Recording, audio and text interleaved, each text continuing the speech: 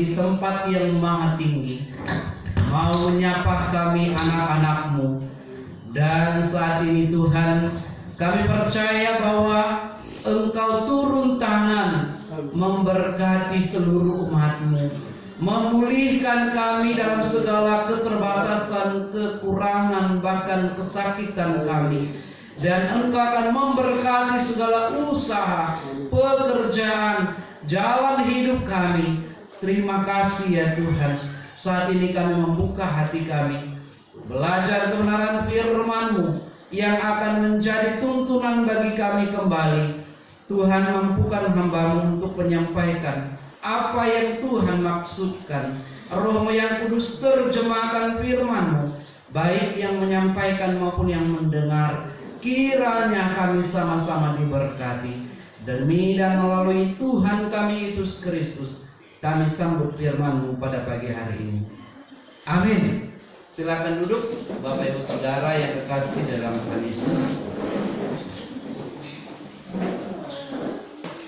Puji Tuhan, terima kasih tim pemuji yang boleh mengarahkan kita dalam belajar kebenaran firman Tuhan, dan lagu-lagu kita berbicara mengenai respon kita. Dipanggil sebagai duta pembaharuan. Firman Tuhan terdapat di dalam Yesaya 6 ayat 1 sampai 13.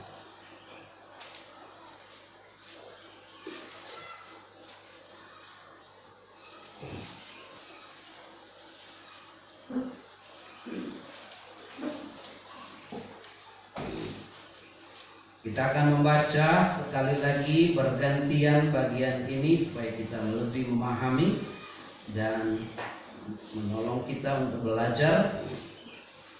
Yesaya pasal 6 ayat 1 sampai ayat yang ke-13. Alkitab saya halaman 235 di bawah tema Yesaya mendapat panggilan Allah, dari mimbar yang pertama dan ganjil, Bapak Ibu yang genap. Dalam tahun matinya Raja Uzia, aku melihat Tuhan duduk di atas tahta yang tinggi dan menjulang, dan ujung jubahnya memenuhi bait suci. Masing-masing mempunyai nama saya, bola saya dipakai untuk menutupi luka darah, bola saya dipakai untuk menutupi kaki mereka, dan bola saya dipakai untuk melayani mereka. Dan mereka berseru seorang kepada seorang, katanya, Kudus, Kudus, Kuduslah Tuhan semesta alam, seluruh bumi penuh kemuliaan-Nya.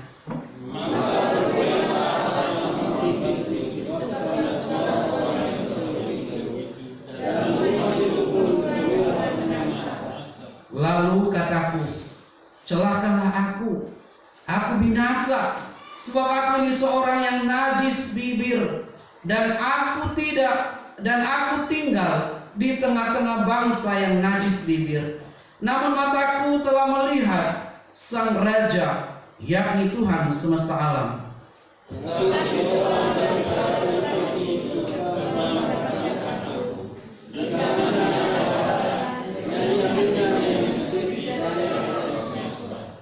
Ia menyentuhkannya kepada mulutku serta berkata, lihat, ini telah menyentuh bibirmu, maka kesalahanmu telah dihapus dan dosamu telah diampuni.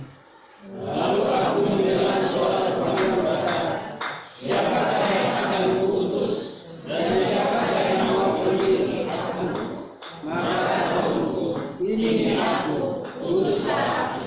Kemudian firman-Nya, pergilah dan katakanlah kepada bangsa ini, dengarlah sungguh-sungguh, tetapi mengerti jangan. Lihatlah sungguh-sungguh, tetapi menangkap jangan. Buatlah bangsa ini keras, dan buatlah telinga yang berat, dan buatlah tangan mereka tertutup, supaya jangan mereka melihat firman-Nya, dan mendengar dengan telinganya, dan berpikir dengan hatinya, lalu balik kepada Dia sesungguh. Kemudian aku bertanya, sampai berapa lama ya Tuhan? Lalu jawabnya, sampai kota-kota telah lengang sunyi sepi. Tidak ada lagi yang mendiami, dan di rumah-rumah tidak ada lagi manusia, dan tanah menjadi sunyi sepi. Tuhan akan meninggikan manusia jauh, sehingga seluruh negeri menjadi kosong bersama. Dan jika di situ masih tinggal 1/10 dari mereka, mereka harus sekali lagi ditimpa kebinasaan. Namun keberadaannya akan seperti pohon beringin dan pohon jawi-jawi, yang tunggulnya tinggal berdiri pada waktu ditebang, dan dari tunggul itulah akan keluar tunas yang kudus. Amin. Shalom. Bapak Ibu Saudara yang terkasih, minggu ini adalah bulan Agustus, Gereja Misi Indonesia memperkuat dan mengingatkan kita tentang misi Allah bagi dunia. Dan minggu yang pertama juga sebagaimana kita ketahui berbicara kembali tentang misi Allah. Jadi bulan Agustus ini berbicara tentang hati Allah, bagaimana kerinduan Allah bagi manusia dan bagi kita semua umat manusia. Minggu depan berbicara bahwa semua orang membutuhkan itu yang namanya selamat dan juru selamat.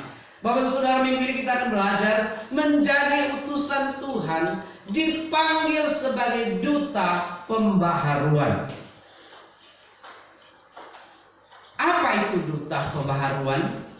Duta adalah biasanya orang yang spesial, yang khusus, yang telah dipersiapkan untuk membawa amanat atau membawa perintah langsung. Dan duta spesial itu adalah Yesaya, membawa berita khusus kepada bangsa, umat manusia, dan terutama bangsa yang keras kepala dan tegar tengkuk. Nah, Bapak Ibu Saudara yang terkasih, dalam Yesaya pasal 6 ini kita akan belajar bagaimana prosesnya seorang hamba Tuhan, Yesaya, nabi yang besar, tetapi hasilnya sangat sedikit, namun dia tetap memberitakan kasih Tuhan karena itu perintah Allah. Bapak Ibu, kematian Raja Uzia membuat keadaan Yehuda tidak kondusif. Umat hanyut, umat Allah hanyut dalam ritual penyembahan berhala. Mereka kembali kepada perilaku yang menyimpang. Bahkan dalam penyembahan berhala itu mereka melakukan tindakan-tindakan asusila di kuil-kuil. Mereka menjauh dari persekutuan dengan Tuhan Allah, YHWH, Bapa di surga. Walaupun keadaan Yehuda sudah tidak seperti itu, namun Tuhan masih punya harapan. Walaupun mungkin hanya beberapa orang, hanya seperti Yesaya yang masih memanggil nama Tuhan, namun selalu ada harapan. Ini yang perlu kita pelajari. Kadang-kadang kalau kita sudah melihat bahwa tenami harapan, tetapi bagi Tuhan selalu ada harapan itu. Nah, Bapak Ibu Saudara, walaupun keadaan Yehuda sudah tidak seperti yang diharapkan pada masa-masanya, seperti ketika mereka di padang gurun, ketika mereka dekat dengan mezbah Allah, dekat dengan Tuhan, namun ternyata ia tidak tinggal diam. Setelah rentetan berita penghukuman, Tuhan tetap memperhatikan umatnya. Ia memberi mereka pengharapan dan dia berusaha dengan caranya mengutus orang untuk membawa orang-orang. Dikatakan di sini apa? Tunas-tunasnya. Berarti orang-orang yang lama akan berlalu, tetapi dia akan membangkitkan orang-orang baru yang setia. Tunas-tunas baru adalah orang-orang yang beriman, yang memiliki perjanjian yang abadi dengan Tuhan, yang hatinya lembut, bukan seperti pada Uzia itu.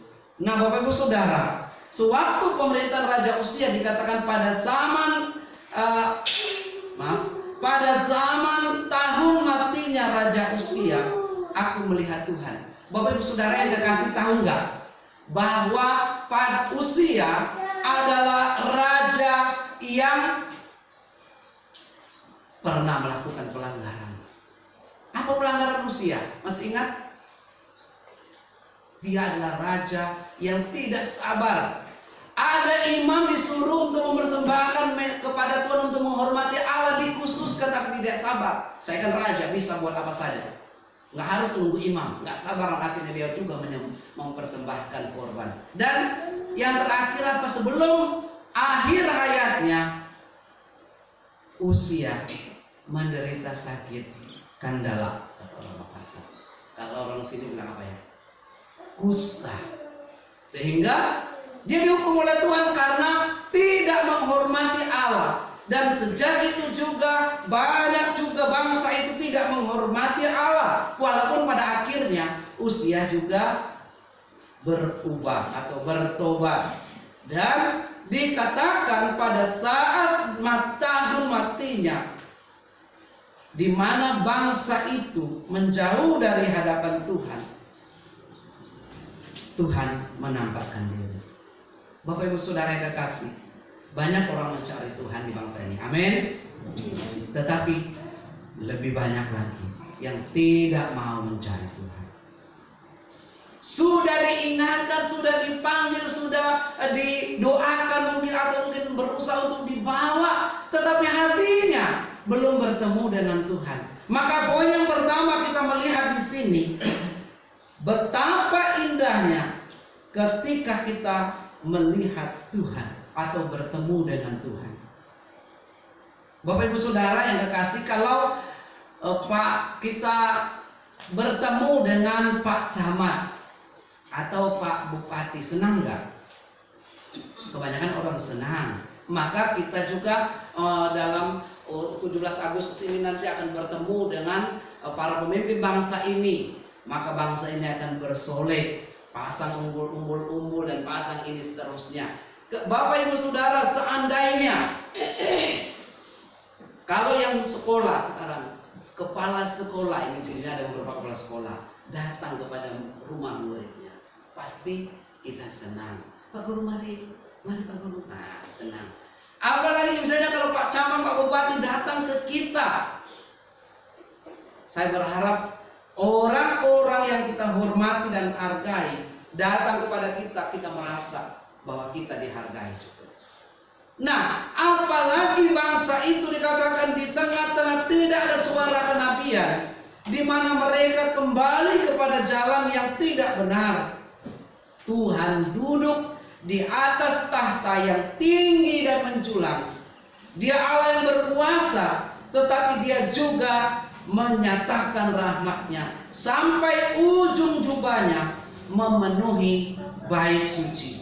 Kehadiran Allah luhur, kehadiran Allah tinggi, kehadiran Allah besar. Maka Yesaya menghormati kehadirannya. Aplikasinya bagi kita, Yesaya sangat menghargai, sangat menghormati.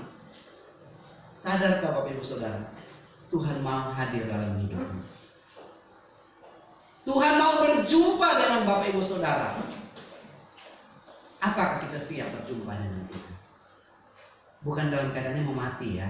Ya maksudnya berjumpa dengan Tuhan itu banyak kisah-kisahnya. Ada kalanya kita berjumpa dengan Tuhan, dikatakan, oh Yerusalem kotamu, hatiku rindu ke sana. Kita mau ketemu, itu nyanyian kebanyakan untuk menghibur dan menguat ketika kita akan berjumpa dengan Tuhan. Tetapi maksudnya di sini berjumpa secara pribadi dengan Tuhan membuat Yesaya menghormati Allah, menghargai Allah dan melihat Allah luar biasa. Dia tahtanya tinggi menjulang dan ujung jubahnya menutupi bait suci. Bertemu dengan Tuhan, Sang Pencipta alam semesta. Kita bertemu dengan manusia saja, apalagi misalnya anggota dewan, Pak Camat, ya seperti saya bilang tadi, atau orang yang kita hormati, kita menghargai mereka. Yesaya bertemu dengan Tuhan secara pribadi. Di tengah-tengah tidak ada suara kenabian atau orang atau bangsa, tidak ada persekutuan seperti kita, tidak ada gereja ABC, tetapi dalam situasi itu dia bertemu dengan Tuhan Allah semesta alam. Jadi aplikasi yang pertama kita melihat Sudahkah Bapak Ibu Saudara bertemu dengan Tuhan? Atau kita hanya bertemu dengan masalah setiap hari? Pasti kita bertemu dengan masalah ya. Tetapi di dalam masalah itu kita bertemu Tuhan tidak? Amin. Harusnya bertemu dengan Tuhan ada masalah itu.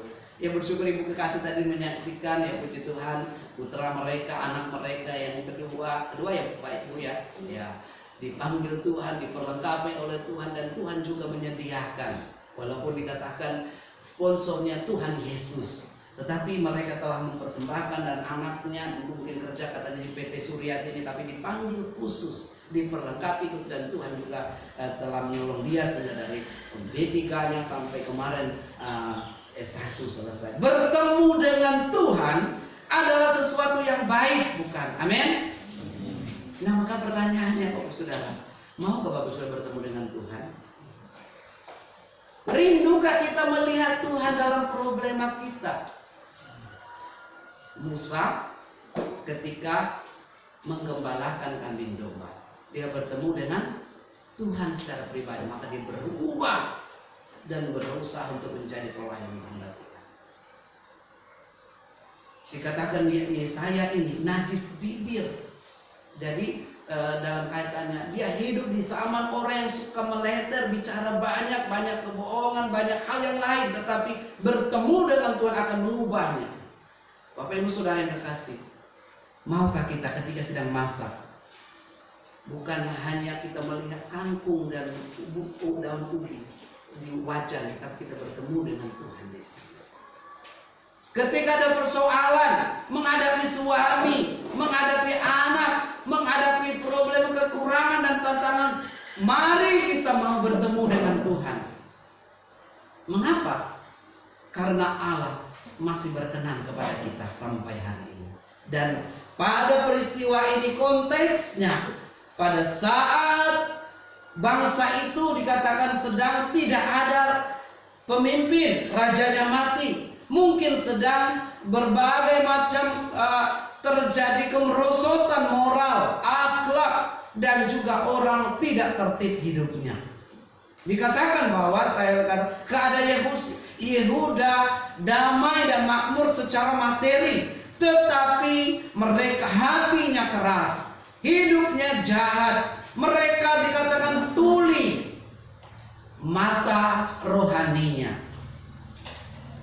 Matanya telinga rohaninya tuli, mata rohaninya terbuta untuk melihat Tuhan. Zaman ini adakah orang seperti itu? Tidak mau tahu hal Tuhan. Yang penting money. Yang penting hati senang. Yang penting nyaman dan sukacita. Yang penting perut kenyang, enak makannya. Banyak mungkin orang mau seperti itu. Tetapi Bapak Ibu Saudara yang terkasih, inilah yang terjadi. Dikatakan bahwa telinga bangsa itu tidak mendengar situasinya. Namun Yesaya dipilih Tuhan pada waktu dia mengikuti acara persembahan bakaran. Ketika dia bertemu dengan Allah di baitnya yang kudus, maka dia melihat jubah Allah, jubah Tuhan menutupi baitnya. Bapak Ibu Saudara, dalam penglihatan itu Yesaya menyadari siapa dirinya. Dia bertemu dengan Tuhan, dia sadar. Bapak Ibu Saudara, ketika di dalam gereja, apa Bapak Ibu Saudara sadar nggak Bapak Ibu Saudara siapa? Atau masih pingsan, setengah sadar? Karena banyak yang membuat orang tidak sadar. Mungkin karena kenikmatan dunia ini, kenyamanan, atau mungkin karena ya kalau banyak orang minum minuman tertentu tidak sadar. Tapi di rumah Tuhan harap kita semua sadar. Amin. Sadar apa? Ya. Amin Pak Guru. Kita sadar bahwa kita orang berdosa. Ada orang yang sudah salah, tidak sadar dia bahwa salah, maka dia berusaha membenarkan diri. Maka Bapak Ibu Saudara, jika ada problema dan banyak bicara di situ, semua orang membenarkan diri, semakin banyak dia bicara, semakin banyak kesalahannya. Itu kata Alkitab. Maka dikatakan di sini tingkat kesadaran kita itu penting. Maka dalam ibadah harus ada namanya berita bahwa kita ini orang berdosa. Kita ini orang yang najis bibirnya. Beberapa minggu yang lalu kita belajar tentang lidah. Bapak Ibu Saudara, sadar atau tidak sadar, kadang-kadang kata-kata kita yang keluar dari mulut kita banyak yang hampa, banyak yang busuk, banyak yang tidak enak didengar, dan banyak yang menyakitkan. Maka dikatakan ketika Yesaya bertemu dengan Tuhan, dia sadar diri. Maka dalam gereja saya berharap saya juga dan Bapak Ibu Saudara kita sadar. Bukan hanya kita bertemu dengan saya dan Bapak Ibu Saudara, tapi ada Tuhan di sini. Amin. Maka kita gemetar ketika berada dengan Tuhan. Gemetar bukan karena kita demam panggung, tetapi kita berhadapan kepada Allah yang Maha Kudus. Yesaya menyadari siapa dirinya. Maka ketika Tuhan ingin mengutus dia menjadi dipanggil sebagai duta pembaharuan, yang pertama Yesaya mengalami perjumpaan pribadi dengan Tuhan seperti yang saya bilang tadi. Ia berjumpa dengan pribadi yang maha dahsyat, berjumpa dengan pengutusnya dan pemilik hidup ini. Makanya sekali lagi di rumah Tuhan, di GMI Efata Bulu Muria, saya berharap setiap minggu kita bertemu dengan saudara kita, tapi kita berjumpa dengan Tuhan semesta alam. Amin. Yang kedua, Yesaya mengalami proses pengudusan. Gereja kita juga memegang tentang kesucian hidup. Pengudusan itu maksudnya adalah mulai dari kata kita ini sadar bahwa kita orang berdosa. Dengan kesadaran kita orang berdosa, kita perlu dibersihkan, kita perlu disucikan. Dalam hal apa dikatakan kalau Yesaya sadar betul dia sebagai orang yang najis lidah dan tinggal di bangsa yang najis bibir. Lidah dan bibir sama ya. Ya, maksudnya intinya bahwa dia sama-sama mengaku ketika berhadapan dengan Tuhan yang Maha Kuasa, dia orang berdosa. Roma 3 ayat 23. Sebab semua orang telah berbuat dosa dan telah kehilangan kemuliaan Allah. Maka pujian luar biasa di sini Bapak Ibu Saudara. Para serafim, utusan Allah, bersuara apa? Kudus, kuduslah, kuduslah Tuhan Allah semesta alam. Serafim mengatakan kudus Tuhan. Maka dalam kisah perjanjian lama, selalu kalau bertemu dengan Tuhan, selalu orang hormat dan tunduk. Dan kalau bertemu dengan Tuhan di perjanjian lama, mereka takut, mereka gemetar, mereka tidak mau melihat muka. Bahkan dikatakan di Gunung Sinai, mereka terbakar ketika bertemu dengan kekudusan Allah. Serafim mengatakan kudus, kuduslah Tuhan. Maka Yesaya tahu diri, dia tidak menyombongkan dirinya. Di rumah Tuhan kita pun harus tahu diri, kita orang butuh Tuhan, kita orang berdosa. Maka berita anugerah disampaikan, Tuhan menyucikan kesalahannya Yesaya. Jika engkau mengaku dosamu, maka ia adalah setia dan adil. Ia akan mengampuni dosa dan menyucikan kita dari segala hal. Jadi Bapak Ibu Saudara termasuk saya, kita yang najis bibir, lidah kita memperkatakan yang tidak benar. Ketika bertemu dengan Tuhan, harapan kita mohon ampun di hadapan Tuhan. Ayat yang ke-7 kita akan baca di sini.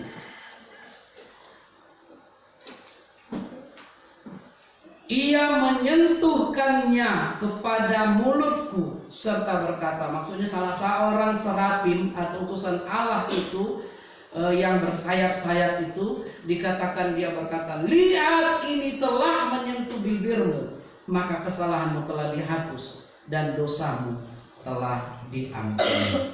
Wow, luar biasa. Ketika kita sadar proses untuk menjadi duta Allah di dalam dunia ini, perlu kita disucikan. Disucikan kita bukan harus mandi di kolam Yerusalem atau kolam Bethesda dan sekarang sungai Yordan, tetapi dikatakan harus berjumpa dengan Tuhan secara pribadi. Dan mohon dalam konteks ini,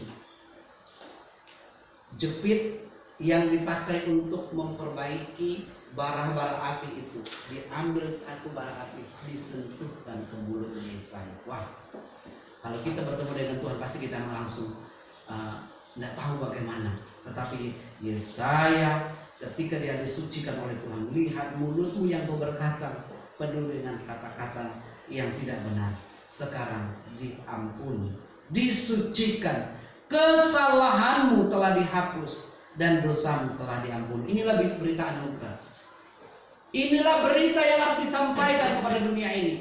Teman, sahabat, saudara, lingkungan kita juga orang berdosa. Mereka membutuhkan pengampunan. Bahkan banyak orang karena dosanya mau mengakhiri hidupnya dan berkata, saya tidak layak, saya tidak mampu dan seterusnya. Tetapi ketika bertemu dengan Tuhan, mereka akan diampuni. Maukah Bapak Ibu Saudara menolong saudara-saudara kita untuk bertemu dengan Tuhan? Banyak orang berseru, Allah Maha Besar, Tuhan Maha Kuasa, tetapi mereka tidak bertemu dan tidak diampuni oleh Tuhan. Mereka masih belum yakin bahwa Tuhan mengangkat dosanya. Tetapi dikatakan di sini kisah Yesaya, ketika disentuhkan bara itu di lidahnya, dia yakin dia dituduskan, dilayakkan. Yang ketiga, menjadi dipanggil sebagai duta pembaharuan. Setelah dia dikuduskan, dia dipanggil. Ayat yang ke-8. Mari kembali kita baca bersama-sama bagian ini. 2, 3. Lalu aku mendengar suara Tuhan berkata, siapakah yang akan kuutus dan siapakah yang mau pergi untuk aku? Maka sahutku, ini aku, utuslah aku.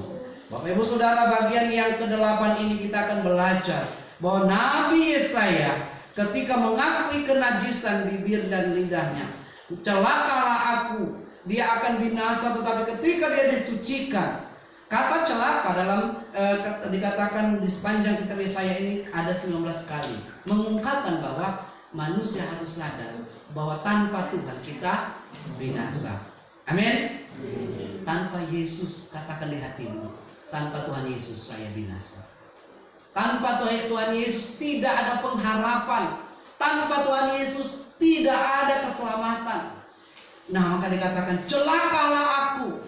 Cilaka kata orang sini artinya ada sikap sadar sepenuhnya bahwa dia akan tidak ada pertolongan dalam dirinya sendiri. Banyak orang berkata, saya bisa kok dengan amal, dengan ibadah saya bisa datang kepada Tuhan. Tetapi ingat, sebanyaknya ibadahmu dan amalmu, tanpa Tuhan menyucikan dan menguduskan, maka semuanya seperti kain